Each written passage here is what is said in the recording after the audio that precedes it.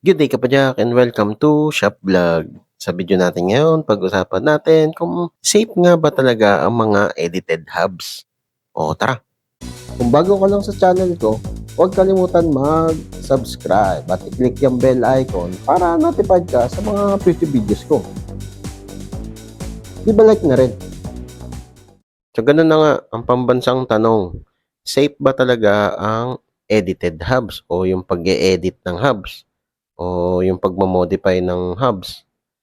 Ang sagot dyan, hindi. Di ko kaya tanggapin. Ang masisira kasi dito, yung drive ring. Yan, itong may ngipin na yan guys. Drive ring ang tawag dyan.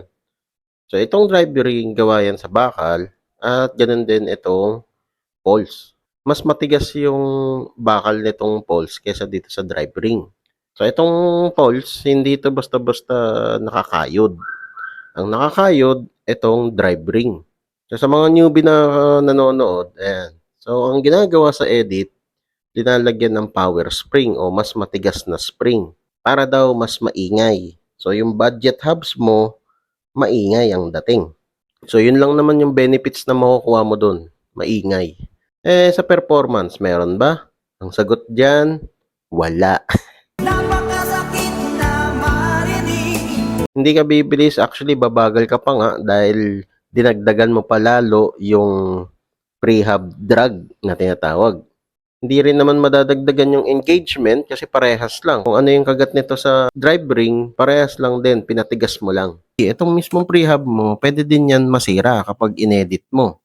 Ang nangyayari, kapag itong poles pumipitik, ito yung masisira. Mababasag to paunti-unti. Kaya itong part na to, bumubuka na. Yung poles mo, kumakalog-kalog.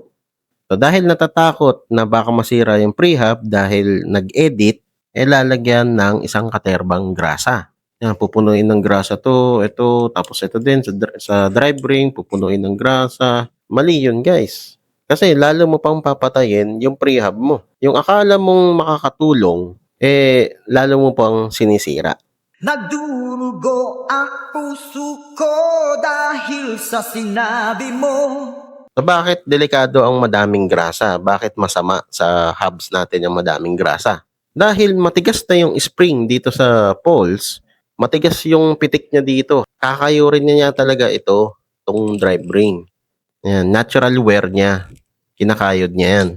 So yung process na yon, yung pag-engage niya, nagke-create siya ng metal shaving o yung alikabok ng bakal. Yung kinayuran na yon, yung metal shaving, humahalo dun sa linagay mong sangkaterbang grasa. Imbes na maging lubricant, magiging grinding paste.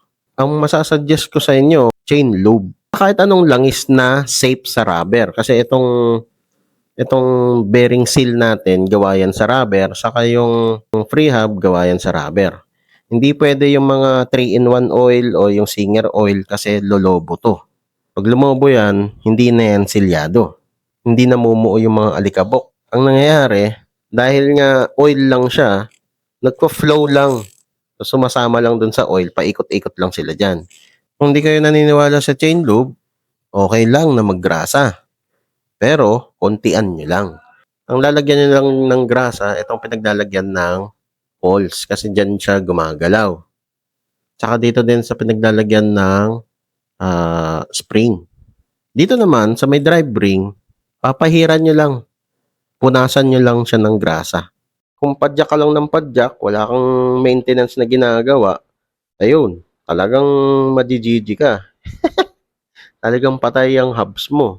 Pero kung ikaw naman yung alam mo yung ginagawa mo, alam mo yung risk ng edited hubs, sige, mag-edit ka basta alagaan mo yung hub. Para at least mapabagal din yung pag-worn out ng hubs mo.